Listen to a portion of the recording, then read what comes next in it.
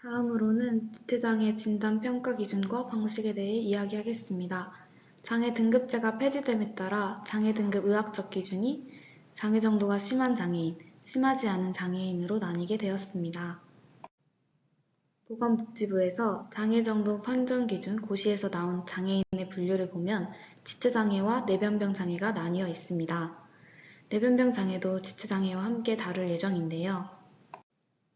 장애인 복지법 시행령에 뇌변병 장애인은 뇌성마비, 외산성 뇌손상, 뇌졸중 등 뇌의 기질적 병변으로 인하여 발생한 신체적 장애로 보행이나 일상생활의 동작 등에 상당한 제약을 받는 사람이라고 정의되어 있습니다.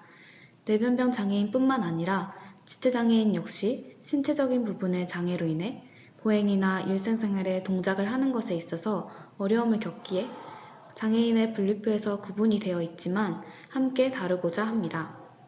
저희가 사용하고 있는 특수교육학개론 교과서에도 역시 지체장애의 분류에서 뇌변병 장애의 가장 대표적인 뇌성마비에 대해서 이야기하고 있기 때문에 지체장애와 뇌변병 장애 모두 살펴보도록 하겠습니다. 먼저 지체장애 진단 및 판정 기준을 보도록 하겠습니다. 크게 절단장애와 기타 지체장애로 분류됩니다.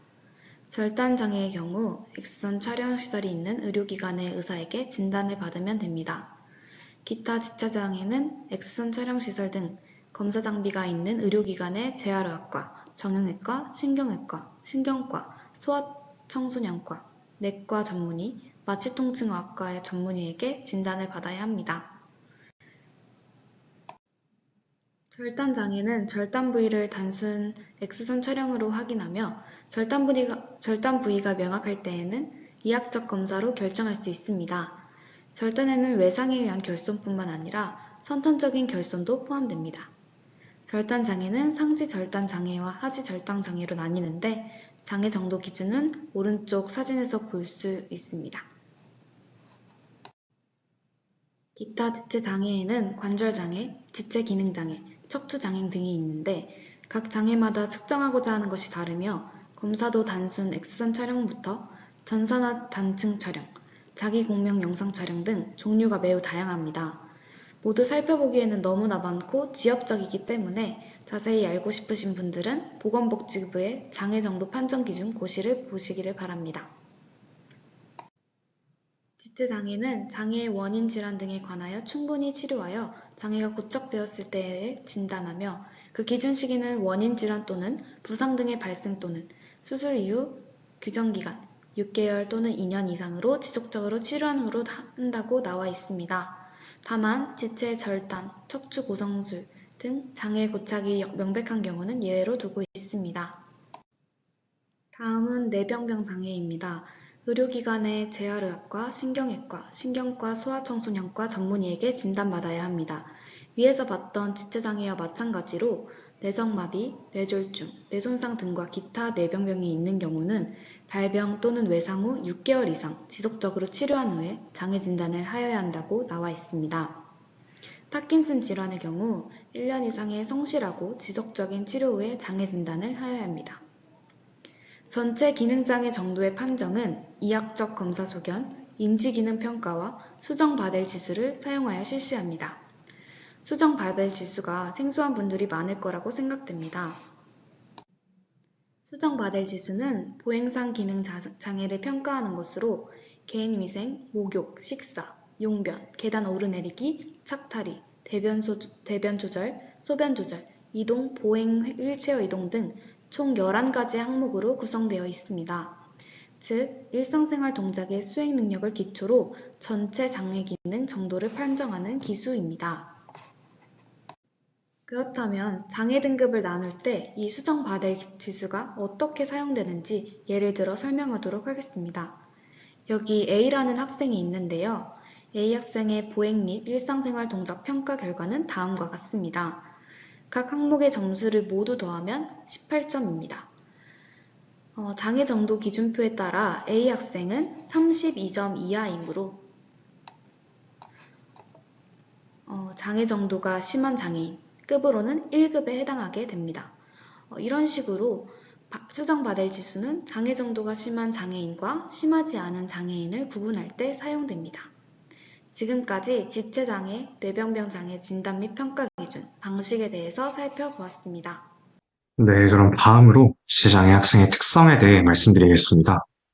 여기서 특성이란 지체장애의 여러 원인이 되는 그런 지병의 특성이라기보다는 지체장애 학생들이 보편적으로 보이는 그런 특징들이라고 이해해 주시면 될 것 같습니다.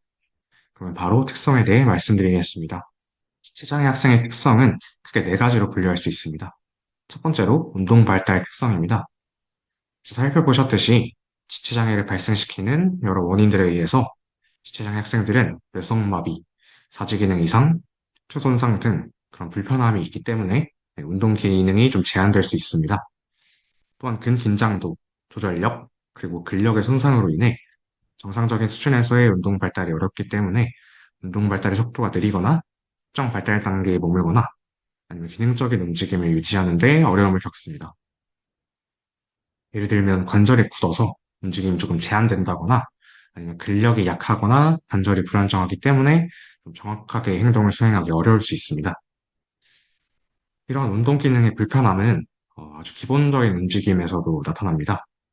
몸통의 균형을 유지하는 그런 수의적 움직임의 방해로 좀 기거나 앉고 서고 걷거나 이런 일상 속의 이 활동에도 제약이 생기기 때문에 가장 기본적인 활동과 기능적인 움직임마저도 좀 발전하기가 어렵습니다. 다음으로 추가적인 운동 발달 특성으로는 원시 반사가 있습니다. 그럼 원시 반사란 이제 영유아 시기, 즉 아주 어린 아기 때 좀 발생할 수 있는 좀 자동적인 반응으로 발달 과정에서 자연스럽게 사라지는 반사 행동입니다. 즉 아주 어린 시기에 자신이 그 행동을 해야 한다는 인식도 없이 아주 자동적으로 발생하는 반응이라고 좀 생각해 주시면 될 것 같습니다. 대표적인 예시로는 모로 반사와 바빈스키 반사가 있습니다. 모로 반사는 큰 소리나 아니면 급작스러운 외부 움직임이 발생하면 팔을 벌렸다가 움켜쥐는 그런 반응이고, 바빈스키 반사는 발바닥을 자극하면 엄지발가락이 위로 쫙 펴지는 그런 반응입니다. 이 두 가지 반사 모두 영유아에게 나타나는 대표적인 원시 반사로 아기가 커가면서 일정 시간이 지나면 자연스럽게 사라지는 반사 반응입니다. 정상적인 경우에는 생후 한 4에서 6개월 이후에 소멸된다고 합니다. 근데 원래는 생후 몇 개월 안에 소멸되어야 할 이 원시 반사가 소멸되는 기간이 늦어지거나 아니면 일정 기간이 지나도 사라지지 않는다면 이는 발달 과정에 문제가 있음을 알 수 있는 척도가 되겠죠. 실제로 뇌성마비 등으로 인하여 지체장애 학생들은 발달 과정에서 정상적으로 통합되거나 혹은 없어져야 하는 이 원시 반사가 지속되거나 아니면 보다 강하게 나타나게 됩니다. 지속되는 원시 반사는 지체장애나 혹은 발달장애의 판단 척도가 될 수 있다는 점 말씀드립니다. 다음으로 말씀드릴 지체장애 학생의 특성은 언어 및 의사소통 특성입니다. 앞서 운동 발달 특성에 대해 말씀드릴 때 근긴장도, 조절력, 그리고 근력 등의 이런 근육과 관련된 손상으로 인해서 지체장애 학생들이 좀 다양한 어려움을 겪는다고 말씀드렸습니다. 이러한 신체적인 특성은 언어 및 의사소통 영역에서도 일부 연관되어 나타나게 됩니다. 먼저 의사소통 장애는 발음이나 발성기관의 운동장애, 중추성 언어장애, 그리고 인지능력의 결함 등 다양한 원인으로 인해 발생할 수 있습니다. 뇌성마비 학생의 경우 약 25% 정도가 이러한 의사소통 장애를 보인다고 알려져 있습니다. 두 번째로 구강운동 조절 장애는 중추신경계 손상으로 인한 비정상적인 근긴장도 때문에 발생하며 이로 인해 말더듬과 같은 증상이 좀 나타나기도 합니다. 이는 발음의 명료도와 언어의 유창성에 직접적인 영향을 미칠 수 있습니다. 세 번째로는 언어 및 의사소통 발달의 지연입니다. 이러한 지연은 타인과의 사회적 관계 형성에 어려움을 주며 아주 중요한 정보나 혹은 감정을 주고받는 데에도 부정적인 영향을 미칠 수 있습니다. 다음으로는 지체장애 학생들의 인지 및 학업 특성에 대해 말씀드리겠습니다. 먼저 뇌성마비 학생들의 경우 손상을 받은 이런 뇌의 비정상적인 발달로 인해서 낮은 인지 기능을 보이는 경우가 좀 있습니다. 실제로 전체 뇌성마비 학생 중에 약 40에서 60% 정도가 IQ 70 이하의 지적 수준을 보이는 것으로 보도되고 있습니다. 이러한 인지 능력의 결함은 학업 성취에도 영향을 미칠 수 있습니다. 예를 들어서 병원 치료로 인한 학습 기회 단절, 신체적, 운동적 제약으로 인한 환경 틈색의 환경 탐색의 어려움, 이러한 것들은 학업 동기와 학업 성과에 부정적인 영향을 미칠 수 있습니다. 그러나 모든 지체장애 학생이 낮은 인지 능력을 보이는 것은 아닙니다. 실제로 비장애인에 비해 높은 지능을 가진 지체장애 학생도 상당수 존재합니다. 심한 지체장애를 가지고 있더라도 정상 또는 우수한 지적 능력을 보이는 학생들도 있기 때문에 지체장애 학생들의 인지 능력이나 학업 성취 수준을 일반화하여 판단하는 것은 바람직하지 않습니다. 즉, 이러한 특성을 가지고 있다는 점을 기억하되 일반화하지는 않아야 한다는 점 말씀드립니다. 이어서 지체장애 학생들의 사회적, 정서적 특성에 대해 말씀드리겠습니다. 앞서 운동 기능의 손상, 의사소통의 어려움, 인지 및 학업 성취의 제약 등에 대해 말씀드렸는데요. 이러한 신체적, 인지적 특성은 결국 학생들의 정서적 안정과 사회적 관계 형성에도 영향을 미치게 됩니다. 우선 지체장애 학생들은 그 특성상 다양한 의료적 처치와 장기적인 병원 치료, 수술 등을 반복적으로 받아야 하는 경우가 많습니다. 이로 인해 아무리 지능이 정상이더라도 학업 결손이 발생하게 되고 학습 동기가 높더라도 현실적으로 학업 성취에 어려움을 겪을 수 있습니다. 또한 신체적으로 타인의 도움에 장시간 의존해야 하는 상황은 학생들에게 열등감이나 과부하에 따른 수동적인 태도 또는 학습된 무력감을 유발하기도 합니다. 이로 인해 생활 전반에 있어서 자기 주도성이 좀 낮아질 위험도 존재합니다. 지체장애에 대한 본인의 수용 정도 역시 정서적 특성을 크게 좌우합니다. 자신의 신체상에 대해 부정적인 이미지를 가질 경우엔 우울감, 위축, 공격성, 고집성, 혹은 자기 방어적인 태도, 이러한 다양한 정서적인 반응을 보일 수 있습니다. 특히 사고나 질병 등으로 후천적으로 장애를 갖게 된 경우에 과거 자신의 신체 능력과 비교하여 상실감과 심리적 스트레스를 크게 경험할 수 있습니다. 더불어 뇌성마비 학생의 경우 특유의 신체적 외모, 간질, 침 흘림, 그리고 휠체어나 보조기, 자세 보조 용구 등의 보장구 사용으로 인해 주변 또래와의 관계 형성에서 심리적 거리감을 느끼기도 합니다. 이런 요소들은 외부로부터의 편견이나 그런 시선과 좀 맞물리게 되어 자기 자신에 대한 부정적인 인식을 심화시킬 수 있습니다. 결과적으로 지체장애 학생들은 낮은 자아 존중감과 부정적인 정서적 반응을 보일 수 있으며 이는 자기 수용의 어려움과 더불어 타인과의 관계 형성에도 부정적인 영향을 줄 수 있습니다. 해당 슬라이드의 사진은 지체장애를 포함한 휠체어를 사용하는 장애인 당사자가 일상 속 대인관계에서 경험하는 부정적 정서와 태도, 그리고 그것에 내재된 장애인에 대한 인식을 조사한 한국보건사회연구원의 문헌에서 가져온 것입니다. 해당 사진을 보시면 장애인 당사자에 대한 외부의 부정적인 인식과 태도를 당사자 역시 느끼고 있으며 이러한 인식으로 인해 부정적 감정이 내면화되며 장애 수용 정도, 자아 존중감을 떨어뜨린다는 점을 알 수 있습니다. 이처럼 지체장애 학생들은 장애로 인한 다양한 신체적, 정서적 특성으로 인해 일상생활은 물론 학습 과정에서도 많은 어려움을 겪게 됩니다. 이러한 특성을 충분히 이해하고 이들이 학습하는 데 있어 불편함을 최소화할 수 있도록 적절한 지원과 효과적인 학습 방법이 반드시 마련되어야 합니다. 이와 관련하여 다음으로는 지체장애 학생들을 위한 구체적인 학습 방법에 대해 설명해 드릴 예정입니다. 이어서 5가지의 학습 방법에 대해서 발표하도록 하겠습니다. 지체장애 학생의 운동적 특성을 고려한 교육적 접근에 기반하여 첫 번째로 이동 및 자세 지도가 필요합니다. 지체장애 학생은 근긴장도나 근력 저하로 인해 자세 유지와 이동에 어려움을 겪습니다. 대부분 전동 휠체어나 자세 보조 용구 등 보조기기를 통해 이동하며 균형 잡힌 자세를 유지하는 데에도 어려움을 보입니다. 자세 불안정은 근골격계의 긴장, 불안정감, 심리적 불편으로 이어질 수 있으므로 바른 자세 유도와 안정감 확보가 필요합니다. 학습 집중을 위해서는 신체적 편안함이 전제되어야 하며 이를 위해 보조기구 활용과 교사의 지속적인 관찰이 요구됩니다. 두 번째는 의사소통 지원입니다. 다양한 방식의 수용과 존중이 필요하며 중요합니다. 지체장애 학생은 말이나 글로 표현하는 데 어려움을 겪을 수 있으며 상황에 따라 고유한 방식으로 의사소통을 시도합니다. 의사소통 특성을 보완하는 유연한 접근이 필요한데요. 의사소통 시 한 방식만을 고수하는 것이 아닌 다양한 의사소통 수단이 병행되어야 합니다. 이를 위해 보안 대체 의사소통 도구인 AAC인 음성 발생 장치나 시선 추적 장비 등을 활용하여 표현의 다양성을 확보할 수 있습니다.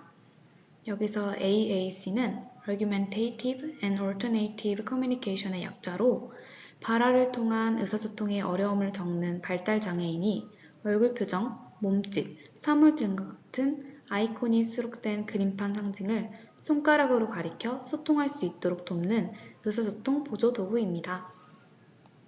교사와 또래의 반응 민감성도 중요하며 즉각적이고 긍정적인 반응을 통해 학생의 상호작용 의지 증진을 요망해야 합니다. 세 번째는 학습 지원 전략입니다. 인지 및 학업 특성을 반영한 개별 맞춤형 접근이 필요합니다. 일부 지체장애 학생은 인지 및 언어 발달의 지연으로 인해 학습 속도가 느리며 반복 학습이 필요합니다. 또한 운동 제약으로 인해 학습 과정에서 많은 시간이 소요되며 이는 무기력감이나 학습 회피로 이어지기도 합니다. 따라서 짧은 학습과 잦은 휴식, 시각 중심 자료 활용, 성공 경험 중심의 과제 설계를 통해 학습 몰입과 성취감을 유도해야 합니다. 수업은 정서적 안정과 자기조절 능력을 함께 고려한 방향으로 구성되어야 합니다. 지체장애인 학생은 다양한 의료적인 처치와 장기적인 물리치료를 받기 위해 입원이나 정형외과 수술과 장기적인 병원 치료 등이 필요하여 잦은 결석을 하게 되고 그에 따라 학습 결손이 발생하게 됩니다. 이를 해결하기 위해서 국립특수교육원에서 장애 학생의 학습권 보장 및 온라인 학습 지원을 위해 장애 유형 정도를 고려해서 제공하는 다양한 온라인 자료를 활용할 수 있습니다. 시각장애, 청각장애, 지체장애 등 장애 영역별로 온라인 학습 도움 자료 및 활동 자료 등 제공하는 장애학생 온라인 학습방, 멀티미디어북 실감형 콘텐츠, 클립형 교육 영상 등을 제공하는 에듀웨이브, 마지막으로 장애학생 온라인 수업, 실시간 개별화 화상 수업을 지원해주는 열린 배움터가 있습니다. 사진에서 볼 수 있듯이 장애 학생은 다양한 컨텐츠가 있는 온라인 자료를 통해 자신의 현재 학습 단계와 속도에 맞춰 학습할 수 있고 결석으로 인한 학습 결손도 메울 수 있게 되고 앞에서 언급한 반복 학습도 가능하게 됩니다. 앞에서 살펴본 학습 지원 전략에 이어서 지체장애 학생을 위한 학습 방법 중 네 번째는 개별화 교육 계획의 중요성입니다. 지체장애 학생은 개인마다 신체적 조건과 인지적 발달 수준, 학습 경험이 다르기 때문에 획일적인 수업 방식으로는 그들의 학습 요구를 충분히 충족시키기 어렵습니다. 따라서 모든 학생에게 동일한 학습 내용을 제공하기보다는 학생 개개인의 특성과 현재 수준에 맞는 맞춤형 학습 목표를 설정하는 것이 필요합니다. 이를 위해 활용되는 것이 바로 개별화 교육계획 IEP입니다. IEP는 교사, 학부모, 특수교육 관련 전문가들이 협력하여 학생의 상태를 분석하고 달성 가능한 학습 목표와 단계별 성취 기준을 구체적으로 설정하는 데 사용됩니다. 학생이 실제로 도달할 수 있는 수준의 목표를 세우면 학습에 대한 동기를 유지할 수 있으며 스스로 해냈다는 경험을 통해서 자기 효능감 또한 향상됩니다.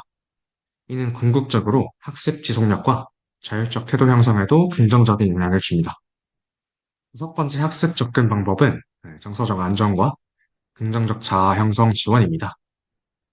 지체장애 학생은 신체에 대한 부정적인 인식이나 외부의 시선 혹은 타인의 과잉 보호로 인하여 자존감이 낮아지거나 수동적인 태도를 형성하는 경우가 많습니다.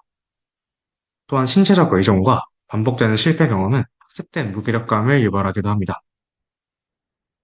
이러한 정서적 특성을 보완하기 위해서는 작은 성취에도 긍정적인 피드백을 제공하고 또래와 협력할 수 있는 활동을 수업 안에 포함시키는 것이 필요합니다. 이는 단순히 사회성을 기르는 데 그치지 않고 자기 자신을 긍정적으로 바라볼 수 있는 기회를 제공합니다. 학습 환경 또한 매우 중요합니다. 비난보다는 격려, 경쟁보다는 협력, 그리고 결과보다는 과정을 중시하는 분위기 속에서 지체장애 학생은 더욱 안정적인 정서 상태에서 학습할 수 있으며 자기 수용 능력과 자아 존중감을 점차 회복하게 됩니다. 이처럼 정서적 지원은 단순한 감정관리 차원을 넘어서 학습 동기와 자율성 회복을 위한 기반이 되며 궁극적으로는 전인적 성장을 이끄는 아주 중요한 요소입니다. 이처럼 다섯 가지 방법을 통하여 지체장애 학생의 특성에 맞추어 효과적으로 학습을 지원하고 지도할 수 있습니다. 그런데 통합교육을 듣는 지체장애 학생이 일반 학생들과 동일하게 평가받을 수 있을까요? 평가를 받거나 혹은 학교 생활을 함에 있어서 불편한 점은 없을까요? 통합교육을 받는 지체장애 학생을 위하여 평가 방식을 조율하는 평가 조정이라는 것이 있습니다.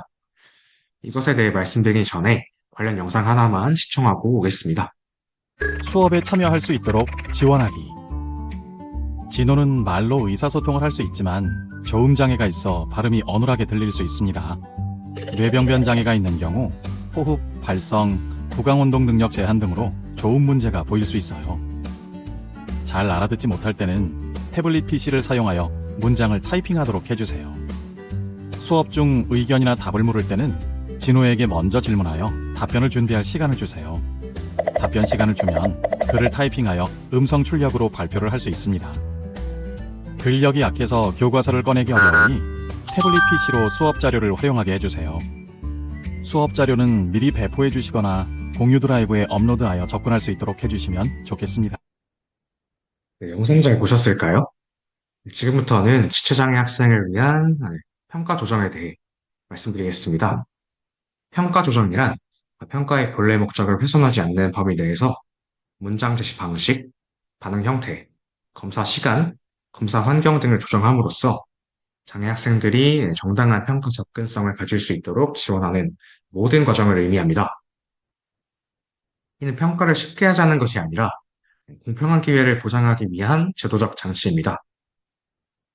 지체장애 학생의 경우 근긴장도나 근력 손상으로 인한 운동 기능의 어려움과 또 의료적 처치 및 장기 치료로 인한 상황적 제약이 평가 과정에서도 그대로 영향을 미치게 됩니다. 따라서 이들의 특성과 상황을 고려한 평가 조정이 필요합니다. 실제 조정 방법으로는 다음과 같은 항목들이 있습니다. 첫 번째로 환경 조정입니다. 독립된 공간에서 평가를 진행하거나 혹은 자세 조정을 위한 좌석 배치, 출입구와 가까운 자리 배치, 특수교사 또는 보조인력 배치 등이 이에 해당합니다. 장기 입원 중인 경우에는 병원 등 외부 공간에서 평가를 실시할 수도 있습니다. 첫 번째로 시간 조정입니다. 신체 활동의 제약으로 인해 작업 속도가 좀 느릴 경우에는 평가 시간을 1.5배 혹은 2배로 연장하여 운영할 수 있습니다. 셋째, 제시 형태의 조정이 있습니다. 시험 감독관이 문제를 읽어준 대독 또는 컴퓨터 등 전자매체를 활용한 제시 방식이 포함됩니다. 아까 영상에서 확인하실 수 있는 방식이었죠. 넷째로 반응 형태 조정입니다. 글쓰기가 어려운 학생에게는 구술응답이나 혹은 컴퓨터 활용을 통해 답안을 작성하게 할 수 있습니다. 두 번째는 실기평가 조정입니다. 체육, 음악, 미술 과목에서 학생의 능력에 맞게 과제를 대체하거나 도구를 조정하며 평가 기준을 유연하게 적용할 수 있습니다. 마지막으로는 점수 부여 방식의 조정입니다. 성취 기준을 학생의 현재 수준에 맞추어 설정하고 이론과 실기의 평가 비율을 조정하는 등 다원적 평가 체계를 통하여 학생의 강점을 살리는 평가가 이루어져야 합니다. 이 모든 조정은 단순한 배려가 아닌 장애 학생의 평가 접근 기회를 공평하게 보장한다는 취지에서 학생 개별 상태를 정확히 파악한 후 가장 적합한 평가 방법을 조합하여 접근성 높게 수정한 평등을 위한 조정이라는 점에서 그 의의가 있습니다.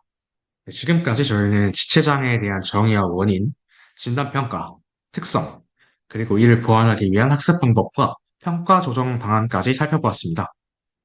이처럼 지체장애 학생은 신체적, 인지적, 정서적 측면에서 다양한 특성과 교육적 요구를 지니고 있으며 이에 따라서 학습 방법과 평가 방식 또한 개별적인 접근이 필요합니다. 장애에 대한 이해와 인식이 바탕이 되어야만 모든 학생이 자신의 잠재력을 발휘하고 포용적 교육 환경 속에서 함께 성장할 수 있습니다. 네, 지금까지 저희 발표를 경청해 주셔서 정말 감사합니다.